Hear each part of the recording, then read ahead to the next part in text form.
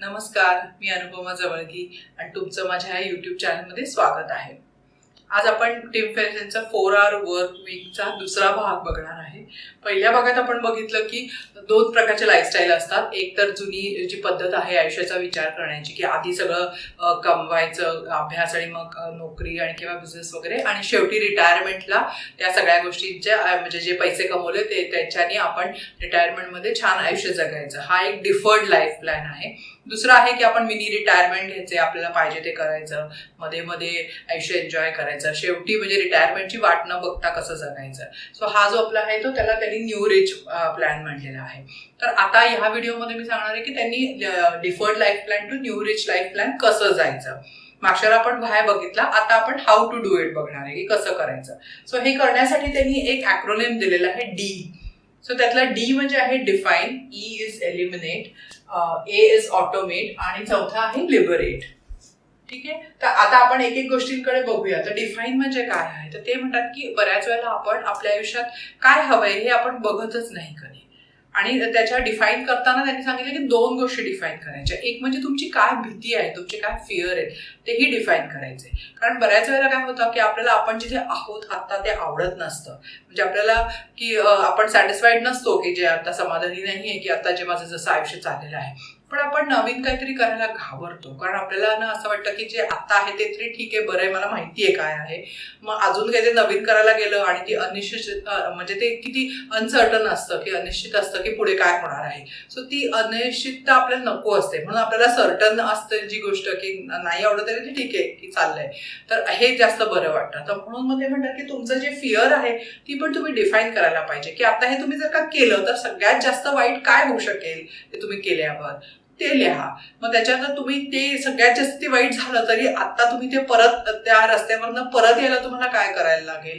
So असे तुम्ही प्रश्न तुम्हाला स्वतःला विचारायला पाहिजेत. म्हणजे तुम्हाला कळेल की बऱ्याच गोष्टींना जे आपण खूप घाबरतो आणि म्हणून आपण कुठल्या नवीन गोष्टीत पाऊलच टाकत नाही पुढे, ती गोष्ट एलिमिनेट होईल. म्हणजे तुम्हाला ते थोडं धैर्य येईल की एवढं काही वाईट होणार नाही आपण हे केलं तर, आपल्याकडे ते सेव्हिंग्ज आहेत का, आपण नवीन काही सुरू केलं तर. या सगळ्या गोष्टींचा तुम्ही विचार करायला लागाल जर का तुम्ही ती व्यवस्थित डिफाईन केलं आपली भीती.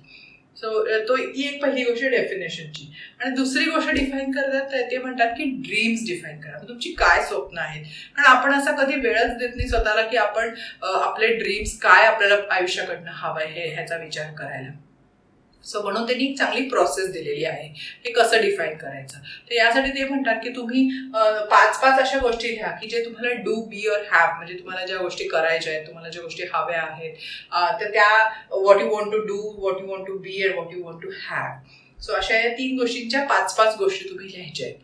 ठीक आहे. आता त्या 5 गोष्टी लिहिल्यानंतर त्या कधी काही 5 वर्ष 10 वर्षांनी नाही, पुढच्या 6 किंवा 12 महिन्यात असे 2 प्लॅन करायचे. पुढच्या 6 महिन्यात तुम्हाला ती गोष्ट करायची आहे, ती गोष्ट हवी आहे, आणि 12 महिन्यात हवी आहे.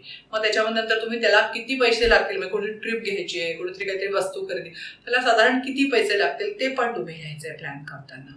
त्याच्यानंतर ह्या सगळ्या गोष्टींमधनं त्यातनं एक तुम्ही टॉप 4 गोष्टी करायच्या आहेत. म्हणजे तर तुम्ही 15 गोष्टी झाल्या तुम्हाला, त्यातल्या तुम्हाला अगदी असं वाटतं की ह्या 4 गोष्टी करायच्याच आहेत, तर ते नॅरो डाऊन करायचं. सो त्या 4 गोष्टी लिहायच्या, आणि त्या 4 गोष्टी करण्यासाठी तुम्हाला काय स्टेप्स घ्यावे लागतील याच्या 3 स्टेप्स तुम्ही लिहायच्या आहेत. आणि त्यातली पहिली स्टेप सुरू करायची आहे करायला. आता काय ते कधी होतच नाहीत गोष्टी, कारण आपण त्याच्यावर पुढे काही पाऊलच उचलत नाही. म्हणजे आपण बघतो की न्यू इयर रेझोल्युशनच्या बाबतीत पण असं ना, नवीन वर्षात आपण खूप उत्साह असतो की मी यावर्षी हे करणार ते करणार, आणि ऍक्च्युली सगळं लिहून वगैरे काढले गोल्स तरी सुरुवातच होत नाही बहुतेक वेळेला आपली. तर त्यामुळे ह्यांनी केलं की नुसतं डिफाईन ड्रीम्स करायचे नाही, त्याला एक काहीतरी कॉन्क्रीट प्लॅन पाहिजे. आणि ते कॉन्क्रीट प्लॅनची स्टेप तुम्ही पहिली घेतल्यावरच तो प्लॅन कॉन्क्रीट होतो.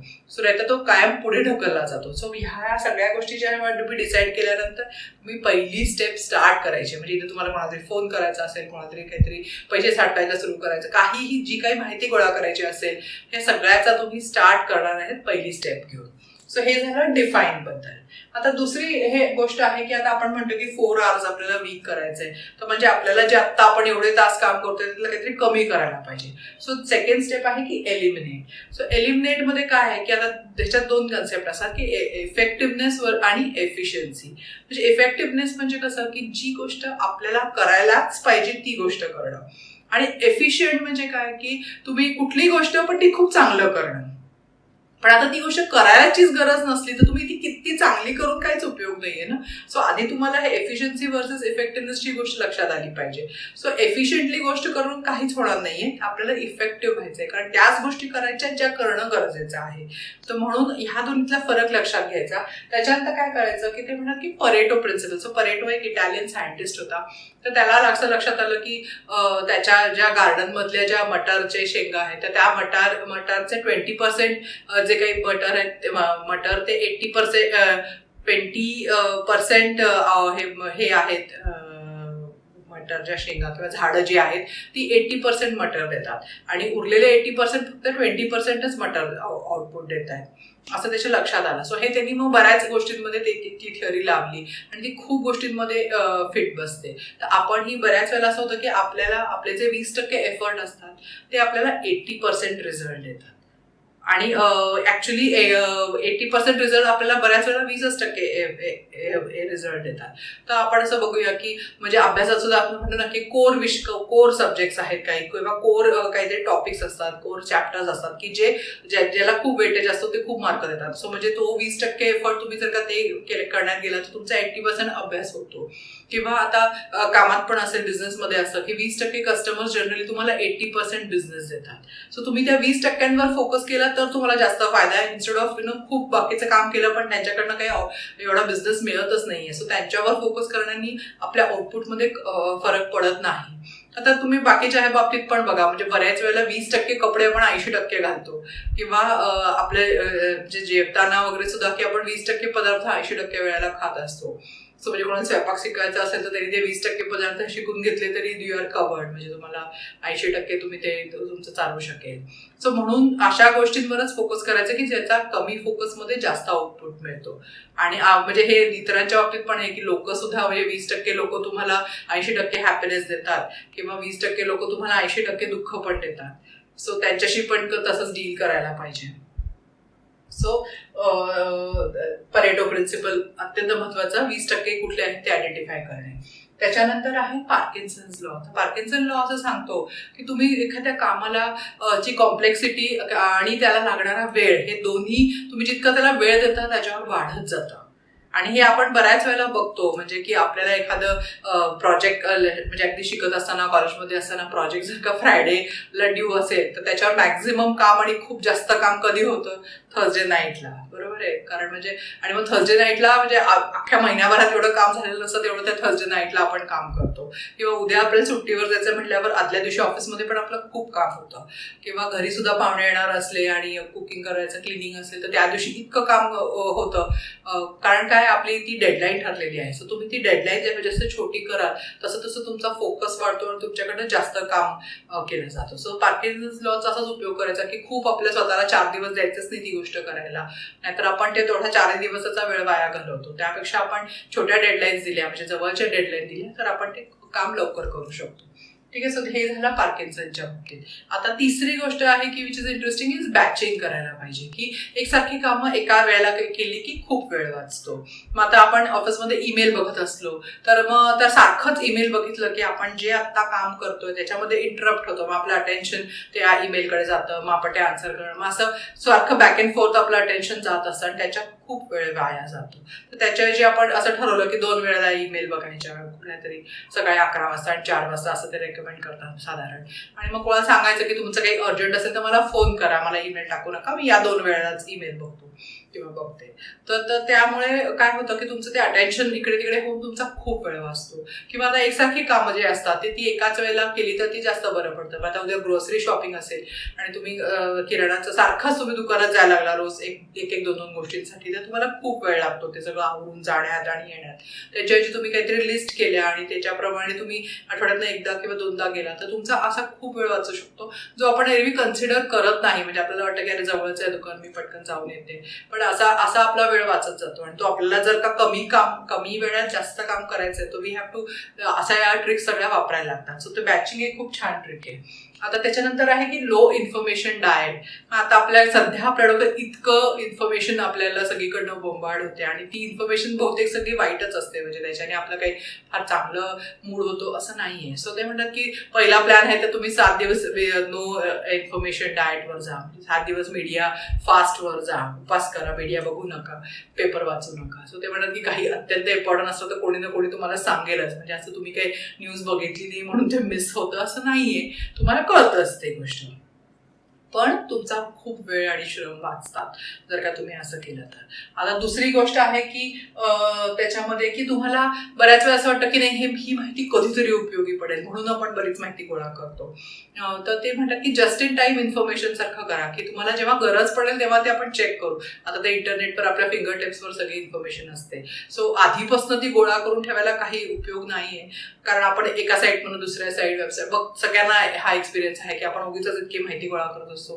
कुठे जायचं नसलं ट्रिपला तरी इतक्या ट्रिपच्या त्या गावातल्या आणि इकडच्या तिकडच्या माहिती गोळा होतं. असं खूप काय काय आपण एकदा त्याच्यावर बसलो की आपण सुरू होतं. सो जस्ट इन टाइम म्हणजे जायचं तेव्हाच आपण ती इन्फॉर्मेशन घेतली तर जास्त वेळ वाचेल ना. सो अशा खूप गोष्टी असतं की आधीपासून प्रिपेअर राहण्याची काही गरज नाहीये. ती माहिती आपल्याला लास्ट मिनिट आपण घेऊ शकतो, कारण बऱ्याच वेळा ती विसरून जाते जोपर्यंत आपल्याला ती वापरायची वेळ येते तोपर्यंत. सो म्हणून लो इन्फॉर्मेशन डाएट. आणि तिसरी गोष्ट पण महत्वाची आहे की बऱ्याच वेळेला एखादा आपण सिनेमा बघतो नेटफ्लिक्स असेल ह्याच्यावर आणि आपल्याला आवडत नाहीये तरी पण तो काही असं शेवटपर्यंत बघायला पाहिजे असं नाहीये. एखादा प्रोजेक्ट मध्येच कंटाळा आला नाही करायचा तो सोडून द्यायचा, किंवा एखादं पुस्तक असलं अर्ध्या ह्याच्यात आपल्याला वाटलं की हे काय आपल्याला काही पटत नाही आवडत नाहीये तर ते काय कंपल्शन नाहीये की आपण ते शेवटपर्यंत वाचायला पाहिजे. सो आपला वेळ हा महत्वाचा आहे. म्हणून हे सगळ्या गोष्टी आहेत की ज्या ज्या गोष्टी आपल्याला म्हणजे आपली प्रोडक्टिव्हिटी कमी करतायत आणि आपल्या या ज्या 4 आवर वर्क वीकचं आपलं जे टार्गेट आहे त्याच्यापासून लांब नेत आहेत, उगीच आपण त्या गोष्टी करतो त्या सगळ्या एलिमिनेट करायच्या. आता तिसरी गोष्ट आहे की ऑटोमेट. आता ऑटोमेटमध्ये काय आहे की आपण ते म्हणतात की तुम्ही असा एखादा इंटरनेटचा बिझनेस शोधा की जो तुम्ही त्याला तिथे 24 तास हजर राहायची गरज पडणार नाही. सो तसं त्यांनी आयडियाज दिलेले आहेत त्याच्यामध्ये बिझनेसच्या. किंवा दुसरी गोष्ट आहे की तुम्ही आउटसोर्स करू शकता, म्हणजे सगळे कामं तुम्हाला स्वतःलाच करायला पाहिजेत असं नाहीये. मग त्याच्यात त्यांची मेन आयडिया आहे की व्हर्च्युअल असिस्टंट नेमा, म्हणजे तुम्ही त्या व्हर्च्युअल असिस्टंट करून तुम्हाला जी कामं करायची नाहीये ती करून घ्या. तर बऱ्याच वेळेला लोकांना व्हर्च्युअल असिस्टंट किंवा हे करण्यामध्ये आवडत नाही, कारण त्यांना असं वाटतं की मी तर फुकटच करते तर मला कशाला व्हर्च्युअल असिस्टंट पाहिजे आणि मी कशाला पे करू.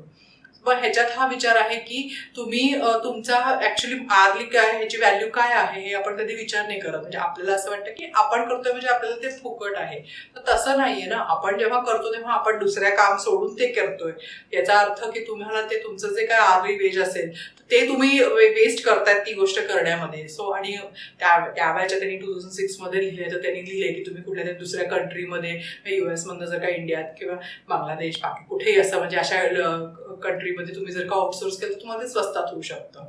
सो तुमचा जो पर आर्ली वेज आहे त्याच्यापेक्षा कमी वेजमध्ये तुम्ही ते करून घेऊ शकता. सो तो मेन आहे की व्हर्च्युअल असिस्टंटचे हे फायदे आहेत की you can focus on the things की तुम्हाला जे तुम्हीच करू शकता आणि तुम्हाला जे महत्वाचं आहे त्याच्यावर तुम्ही वेळ घालू शकता. आणि हे तुमचं ऑटोमेशन इतर मशीनला द्या ते काम करायला, नाहीतर लोकांना द्या की ज्यांना तुम्हाला कमी पे करायला लागेल.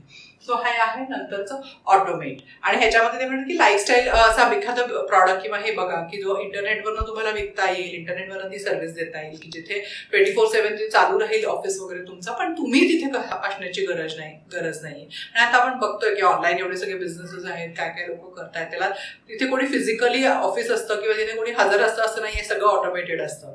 ठीक आहे. So this is automate. आणि आता हे तिन्ही स्टेप्स तुम्ही केल्यानंतर शेवटची स्टेप आहे ते लिबरेट, म्हणजे काय स्वतःला मोकळं करणे. सो आता हे तुम्ही याच्या ऑटोमेटमध्ये एखादा बिझनेस करायला सुरू केलाय तर त्याचं तुमचं सगळं हे प्रोसेस झाल्यावर त्याचा बिझनेस एवढा वाढेल की तुम्हाला तुमच्या त्या 9 to 5 जॉबची गरज राहणार नाही. किंवा तुम्ही बिझनेस करताना सुद्धा you can work on your business, not in your business. म्हणजे 24 तास मी त्या खुर्चीवर बसून आणिच माझा बिझनेस मॅनेज करायला पाहिजे असं नाहीये. कारण बऱ्याच वेळेला असं होतं की पैसे असतात पण आपल्याला कुठे वेकेशन असेल इतर काही गोष्टी करायला वेळच मिळत नाही, कारण आपल्याला असं वाटतं की मी नाही तर माझा बिझनेस बंद होईल. तर ह्याच्यासाठी ते म्हणतात की मग then you are liberating yourself की तुम्हाला तिथे हजर राहायलाच पाहिजे असं नाहीये. तो बिझनेस तुम्ही नसला तरी चालू राहील. आणि हेच आहे की 24/7 9 to 5 जॉबवरनं तुम्ही आपल्याला लिबरेट करता आहात. तर आता बऱ्याच वेळेला आपण बघितलं की पॅन्डेमिकमध्ये पण हे जे पूर्वी जे वाटत होतं गोष्टी की घरातनं वर्क फ्रॉम होम शक्य नाहीये ते आता शक्य झालेलं आहे. सो ती लिबरेटची आयडिया थोडीशी जास्त आता लोकांना हे झालेली आहे आणि ह्याच्या पुढे सुद्धा कदाचित बऱ्याच कंपनी आता हायब्रिड मॉडेलमध्ये म्हणतात की काही दिवस घरातनं काही दिवस. सो ते अदर साईड म्हणजे कंपन्या वगैरे पण या आयडियाला ओपन आहेत की तुम्ही कुठेही बसून काम करू शकता. सो काही वर्षांपूर्वी जे शक्य वाटत नव्हतं ते आता इझिली शक्य वाटतंय की तुम्ही तुमच्या त्याच खोलीमध्ये त्याच जागेवर बसून तुम्ही 24 तास काम करायला पाहिजे असं नाहीये. तुम्ही जगाच्या पाठीवर कुठनंही काम करू शकता. म्हणजे बऱ्याच वेळेला आपण बघतो की एक लॅपटॉप आणि इंटरनेट कनेक्शन असलं की आता हल्ली लोक कुठनंही काम करू शकतात. So basically that is liberating yourself from the shackles of तुमची ती प्लेस, म्हणजे त्या जागेवरच असायला पाहिजे असं नाहीये. सो आता हा प्लॅन आहे. तुम्हाला जर का डिफॉल्ट लाईफस्टाईलवरनं न्यू रिच लाईफस्टाईलकडे जायचं असेल तर आता ह्याचे 4 तास असं नाहीये. तुमच्या आत्ताचे जेवढे तास आहेत त्याच्यापेक्षा तर नक्कीच याच्या सगळ्या टिप्स वापरल्या तर तुमचे तास त्याच्यासाठी कमी होऊ शकतील, तुमचे कामाचे तास, आणि ते तास तुम्ही तुमचं आयुष्य छान जगायला, पूर्णपणे जगायला तुम्ही ते वापरू शकता. सो ही बेसिकली आयडिया आहे या पुस्तकाची. सो तुम्हाला व्हिडिओ आवडला तर लाईक करा, तुमच्या फ्रेंड फॅमिली बरोबर शेअर करा आणि सबस्क्राईब करा चॅनलला. आणि पुढच्या वेळेला भेटूया. नमस्कार.